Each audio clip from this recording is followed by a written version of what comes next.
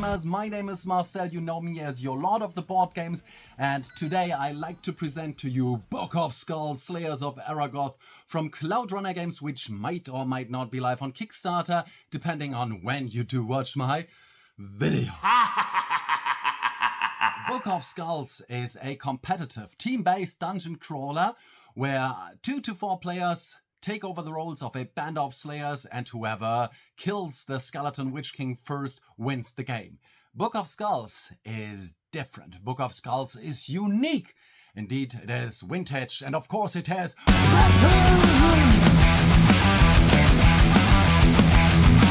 Okay. Now I have to start calming down. I can explain my behavior because I am burning for this project. I'm really excited to see this coming live on Kickstarter. And Book of Skulls, I will put that box away for a second, is planned as a series where Slayers of Eragoth is the first in that series. And it really feels like as if Zelda and probably Final Fantasy are having a child and a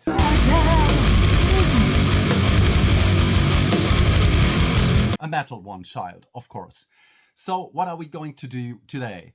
I will show you the material of the game, the setup of the game. We will watch at the core mechanics of the game, and I will try to give you an overview so that you know the flow of the game and what it's all about. But please keep in mind that everything I can show you is prototype material and is subject to change. And then another thing.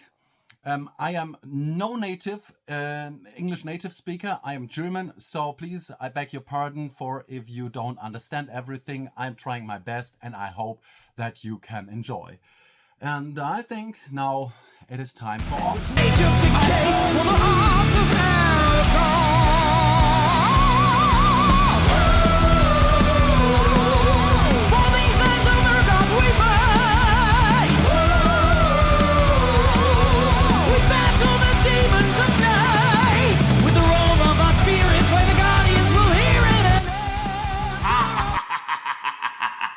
You see, here is the setup of Book of Skulls, Slayers of Eragoth, and first we will talk about the components.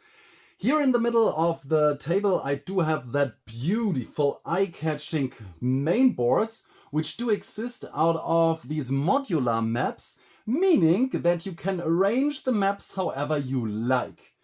In the final copy of the game, you will have, I think, 8 to 10 of these boards. Don't fix me on that. And so you will have a high replayability value depending on how you put them together. For now, let's keep it this way. One thing is important. The final map tile is always the Forever Dark tile, because here you have the rune of the Fading Light, where the skeleton Witch King resides, and you have to kill him. But in order to kill him, you have to break the magic seal, which protects the Rune of Fading Light. And to break it, you have to gather boss souls. You will acquire the boss souls in the different dungeons all over the map, where there are bosses. Here you see the boss cards. We will have a look at them later, but you can keep in mind that they are stored here beside your board. And you always have to gather as many souls as you have map tiles. So in my example, it is 3. So here we started. Here are the boss cards. These are the certain demon cards. We will talk about demons later on a lot, and I will show you some of these demons in an example. Of course, you need the dungeon puzzle tiles, which are very important when you travel and explore the dungeons. Here on the left side, we have the different buff and debuff cards. Then we have equipment cards, and this is special equipments for the certain slayers, which you also can acquire in the course of the game. We have 2 different event cards, the action and the encounter cards, all of which we talk about later. These are certain tokens, the spirit tokens and other tokens. And of course, we do have the slayers, where we talk about in a few minutes. The slayers, the guardians. Give me some time. Here should be a battle bar. In my prototype, the battle bar did not exist. And then, of course, we have that beautiful bags with the dice here. There are 4 dice, of course, a spirit die and an elemental die and a 6 and a 12-sided die. To start the game, we have to draft the slayers. Every team consists of 4 slayers, and every slayer gets one of these guardians. Again, we will talk about it later, and I have put these little things here to mark the rage bar in the final copy of the game. I can repeat myself, this is a prototype copy. Everything would look way better. There will be pictures of the slayers, which I also will see later, but I really hope that the main board will stay the same, because this is Zelda, of course. And now both teams select a standee here. These are the standees, and the first player selects a start to place, which might be here, and the other will start here, or he can also start here. This is up to you, but they can start at the same time. And this is enough for the setup, but there is still one thing. Of course, there are different cards here, which I will not show you for now. You have to track your resources, and there are 2 main resources in the game, which I will talk about in a few minutes. It's demon coins and gold coins, and every team starts with 20 of these coins. After we concluded the setup, let's now talk about one of the main aspects of the game, which is the navigation. Navigation means we do alternate between our teams. One team is active, playing his band of slayers, meaning to move his band of slayers on the overworld here. And the other one is not drinking coffee or playing with his mobile phone. He is managing the evil, he's managing the demons, and he's consulting the walkthrough guide, as you will see in a few seconds. There is this overworld, which you see here, and there is the underworld with the dungeons, with the bosses, the demons. We will talk about that in a few seconds. Every time it is my turn, the first thing I do is I pick 2 of these event cards, which is always an encounter and an action card. Then I do roll a standard d6, and I will move 1-2 spaces on the overworld map, and then I play an action card, which in my situation would be in bonus roll. I could store that card for later, as it's marked with an X. I could already play it instantly and move another 1, 2, 3, 4, 5 spaces, as there is no encounter after the bonus roll card. Then I would undertake a second overworld turn, and I will roll my die again, move 1 space, and now I would have to play the second event card, which is a standard encounter. And here I could show you how the encounter, how the summoning and the battle goes, but let's skip that for later now. Let's first talk about landmarks.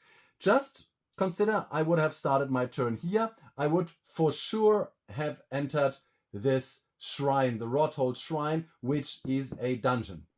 Of course, I already mentioned that you can anticipate which kind of bosses are stored here. Here it's a nature boss, here it's a inferno boss. But my opponent has to take that walkthrough guide. You don't have to be scared for now. This is printed out poorly by myself. There will be a final walkthrough guide, which is, of course, premium material. And in this situation, you see that my opponent has to consult the cursed forest here, as this is the cursed forest region. And here's some fluff. I would suggest to read that out. And let's now see where you have the Rothold Shrine. Here's the Rothold Shrine. And then we would, of course, climb down in the underworld, entering a dungeon, which you see here. And this is what my opponent team does. He would now manage the dungeon. He would read the fluff text loud. He would tell me what happens in the room. He would ask me what way I would pick. And of course, there are some dungeon puzzles, which you see here. They will be more beautiful, of course, in the end. Here is a riddle that my opponent enemy has to read out loud. Here, I will not do that for now. Just notice me in the comments if you are interested. Then we can add a playthrough here. So here I would have to solve a riddle, and if I solve it correctly, I can proceed to the next room. So this is what happens in the dungeons, and of course there are combats, but I will show you the combat later. This is, let's call the dungeon challenge, the dungeon part of the game. As you probably remembered, I told you when we talked about the setup that there are different resources in the game, and we talked about gold coins and demon coins. You, as a band of slayers, can spend your gold coins in certain landmarks like the River Cast or the Blackthorn or the Grassland Farm, which are colonies. In the colonies you do find merchants, healers, blacksmiths, where you can have weapons forged, you can have your slayers healed, you can even recruit a new slayer, because remember that as soon as any slayer is killed, he is removed permanently from the game. I mentioned the resources, which is a very important theme. You do acquire them from just playing good as a demon player or as a slayer's band. And the demon coins are spent the way that you can summon these demons. They're also, every one of these demons has a certain price to pay, and then you can summon them in a standard encounter, for example. And now you are thinking that this is just a very trashy game, but definitely, let me tell you, it isn't. It is a very strategic one, and it's very difficult to come here first and get the chance on striking the Skeleton Witch King. On which levels is it strategic, you think? The first one is the choice which path you take, because we talked about it a few seconds ago. There are these dungeons where you can get these boss souls to break the seal in the Ruin of Fading Light. And which path you take is very, very important, because the bosses are aligned to a certain element. And there may be a path which is easier to take for your band of slayers, but more difficult for another band of slayers. So this is the first strategic decision. The second strategic decision is how you spend your demon coins. How many demons do you summon? Which demons do you summon? Which level? In which situation? That depends on the situation you as a playing slayer are in. And it depends on what enemy team you face, meaning which element are they affiliated. It's a very strategic decision, and there are situations in the game where you might want to save your demon coins for later. And the third is, of course, battle. How do you fight? How will combat work? Which of the arts, I will show you in a few seconds, will you take? Which will you activate, and which will you store for later? And as I talked a lot about these fighting and the combat, we will talk about slayers now. Let me take this slayer, it's Elijah. You will soon recognize that the battle mechanics are really very tight together. So if we look at the card of Elijah, we see this is the element he is affiliated with. In this case, it's darkness. And he has 500 health points, and this is his elemental art.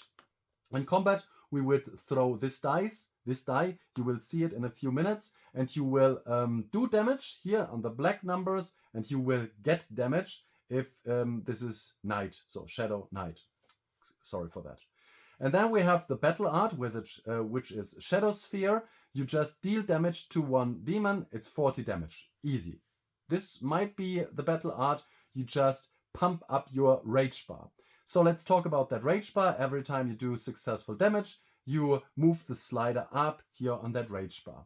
And this is the buff art, which is Evergloom. Here you will prepare yourself for the next round, because you see elemental art, which is very, very strong with Elijah, will deal double damage in the next round. Also negative damage, which is just the night damage here, will not occur. Very, very cool. So probably you will want to buff yourself if you play Elijah. And then, of course, you have the power art, which is the strongest art. Here you roll a 12-sided dice. And if you succeed, you switch over to Azal, which is another slayer. So here we have a play together with a very, very strong power art. Here you see the Shadow Storm. So this could be the switch over to Azal. And the last thing, probably after we switched over to her, or if we want to stick to Elijah, this is a passive ability which is always active. Every time you do attack, you also roll that spirit die. And if you roll a sign here on the die, which is listed here, you take one of the spirit token, put it here. And the second you manage to fill up all this slot, the Guardian takes over, steps on the battlefield, and this is Xena, which is a very, very strong Guardian. As you see, she or he is able to make 300 damage easily. So what did we see?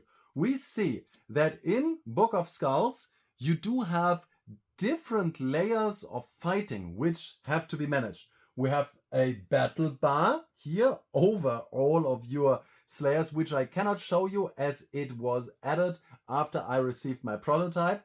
We have a second layer here with that Guardian activation. We have the Rage bar, and we have these battle art. So to sum it up, it's 4 layers which we have to manage in combat. There will be 400 different arts, and that's enormous. Take it together with that map situation, with the modular map situation. Every gameplay will be completely different. It's really, really important to pick the correct or to pick the matching slayers when you prepare in the beginning of a game, because they all work differently with each other. Let's talk about leveling now. You do have the buff and debuff card here beside to your map. If you want to play a buff, if you have a buff, you can make any one of your slayers stronger. You can also debuff other players.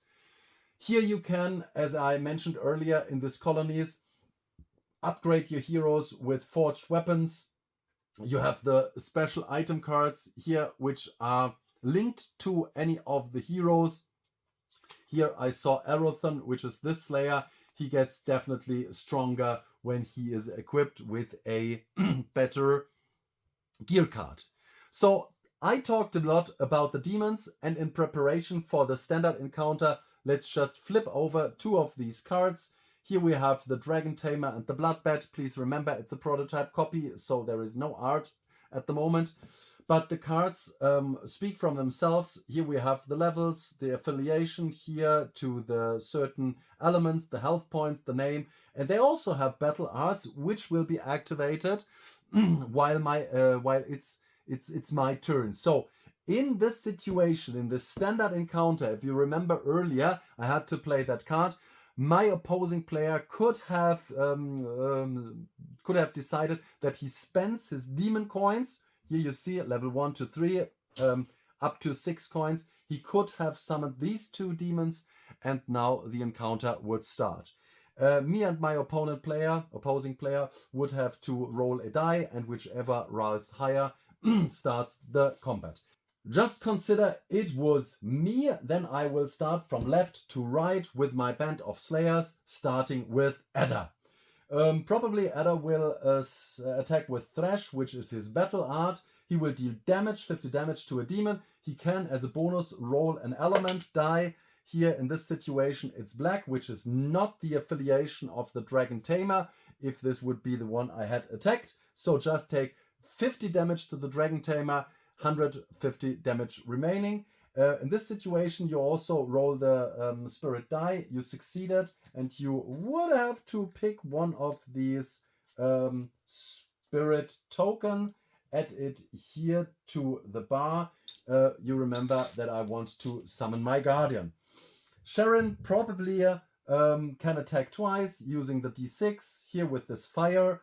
d6, first attack, roll even, second attack, roll 5+. Both attacks deal damage to 1 demon. Target can be switched. That's nice. So, roll even. 6 is even. Of course, I would have continued to attack the Dragon Tamer, which is now down to 100. And I forgot my spirit die. Do not forget the spirit die, as it's very, very important. And I was successful again. Let's try it this way. I will have to find a solution how that works better. in front of the camera. So, and the second die roll, I have to roll a 5+, not successful, but I scored the correct spirit thing. Do not forget to adjust your battle bar, which I forgot here. Here, Eragoth, I will just do it quickly now. Eragoth would have used the buff, the Thunder Voice, meaning +100 damage to Doombringer for the next 2 rounds. Do not forget to roll your spirit die, of course. So next round I would attack stronger with my power art here. And in the end, it would be Elijah's turn. Elijah just could attack with the Shadow Sphere, dealing damage to a demon. She doesn't have to roll the 6-sided die, but don't forget the spirit die. Don't forget to adjust the battle, the rage bar. And talking about the rage bar, if Elijah selected the shapeshift, she would of course roll the 12-sided die beside my spirit die, and as my rage bar is full, I could subtract 2, meaning in this situation, oh, it's a crit, of course, it's a Slayer Strike. So Slayer Strike, meaning I can attack again with the shapeshift, which is not very meaningful here as she switches to a Zell, but probably a Zell can now attack. Of course, it's a Slayer Strike, but the rage bar just makes it easier to hit with the shapeshift. Then after my heroes are done, we would switch to the demon player, which you remember, they cannot attack if they are fixationed by the darkness. But if they could, now my opposing player would just attack with the Dragon Tamer, probably doing the spear, deal damage to 1 Slayer. The demon misses the next round, but doing damage 55. And then the Bloodbag would attack, probably with the Wings of Pain. Don't forget the battle art symbols, but we will not talk about that for now. Before we come to my final thoughts, my conclusion, let's talk about the app. And yes, you heard it right, there is an app for Book of Skulls, but it is completely optional. So you will not need to use it. You can stick to your physical components. That's all right. But if you like to use it, you will see it really helps you as it speeds up your game and it helps you to track certain components. First, you see there are the different regions with the double maps you saw when I presented the physical prototype copy. They are all here, and you will not need to consult your walkthrough guide. You can just use your app. You see where the parties reside at the moment. You see the colonies. You see the different landmarks, of course, and you can enter the dungeons. You can read out the rooms. You can lead your parties through the dungeons. And you see all the different puzzles of it, the solutions, the outcomes of the puzzle, which I think is very, very helpful. And as I mentioned earlier, it helps to speed up the game.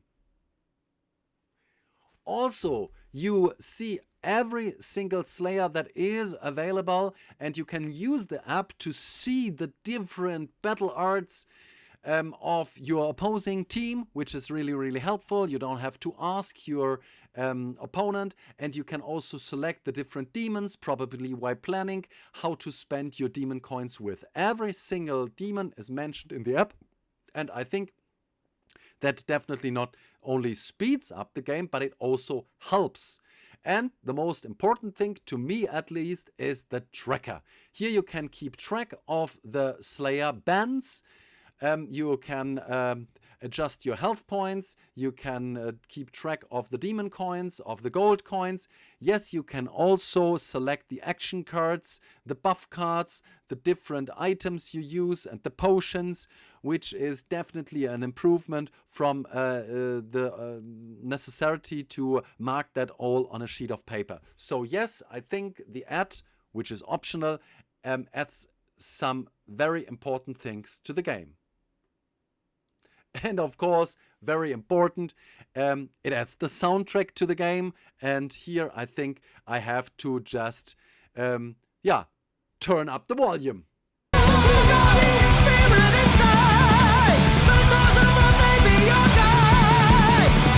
Okay, enough headbangings. For now, at least for me, I will leave it to the better trained of us. What I can do now is I can give you my final thoughts for Book of Skulls, Slayers of Eragoth. And while I'm holding the box, I will start talking about art and theme. And I tell you, I love it. Look at the box cover. Look at the modular maps. The art is awesome. I like it. I can't imagine an art which I love most. And the theme, you see that high fantasy, grimdark fantasy, better grimdark fantasy, metal trash fantasy, which draws me really into the game. This was what I was interested first when I got contacted by Andy. I love the theme. I love the art. 10 out of 10 if I would have to rate it now. I even like the core concept of the game, which is I play a dungeon crawler against an enemy. I love dungeon crawlers, but most of the dungeon crawlers you see in my collection are cooperative, which is good, of course, but I like it more to play competitive. I like it playing confrontative, and this is a confrontative setup of a dungeon crawler. And what's even better, it's we play team-based. So I will sit next to a mate and we will battle another team. And we play as the Slayers while they manage the demons. And then they switch, playing the Slayers, we play the demons. And we play that race to the Skeleton Witch King, which is awesome. Which is always, we experience that in-your-face aspect. We do throw most of the most evil demons against our opposing Slayer group, and it just feels really, really awesome.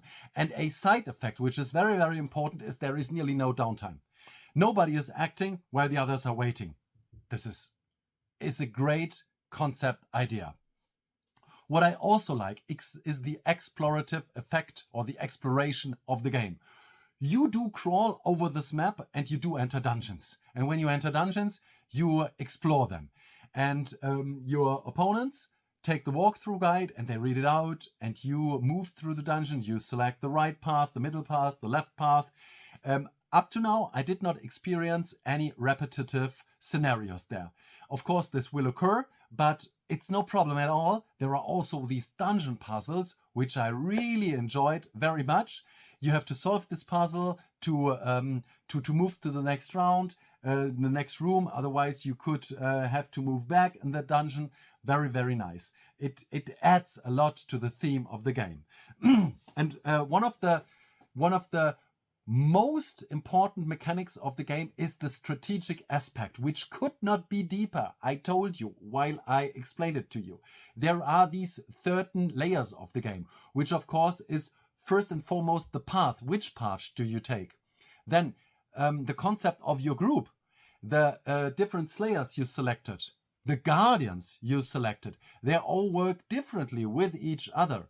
You have to, while you're drafting and building your group, you have to make up your mind how your group works best. And this is very important. The skills, meaning the battle Rs, are very important. And then you have the rage bar, the battle bar. Very, very important. There are very many important decisions to the game, and it's highly strategical to me. There is, of course, a piece of luck because you're throwing dice. You cannot say there is no luck because you can always throw the one in cases you don't want to throw it. And there it's a luck element, but you do have to notice I like that. I really like a bit of Ameritrash. Otherwise, if you know every outcome of the game, it could be a bit boring. So luck, of course, yeah, but I like it. And in the end, what I also liked is the app. The app, you don't have to use it. It's a accompanying app, but I think it's very, very nice for the demon player, which can consult it, don't have to use the walkthrough guide. You can track your health points, your demon coins, and so on. You can even use the soundtrack. Very, very cool. What is a bit hard for some of the players, what they could find hard is the rulebook and the walkthrough guide, because the game is complex. It takes time to understand how the game flows, how the game works. It's not an easy game. For me, I think it's not a beer and brezel game. Of course, it is not. So it's a complex game, which for me, again, is a pro. Which, of course, leads me to my recommendation, and I can surely recommend this game for everyone who loves dungeon crawlers and who loves to play competitively. If you like metal, there is no way to skip this project. I really like it so much that I tell you this is my pick of the month. There will be no better game in November, I will tell you. Now, if you have any questions, leave me a comment down below. I will do my best to answer every single question. If you liked it, you can leave me a thumb up. And if you want to see more, then you can subscribe to my channel and I will be happy to greet you again here. For now, I say thank you that you watched my video. See you the next time. Marcel, your Lord of the Board Games. Of the fortress and the marshland, to the dragons of the keep. The Everlight is shattered and all missing lost. When the demons will rise, or they will be the cost. Oh, come what may, break this age of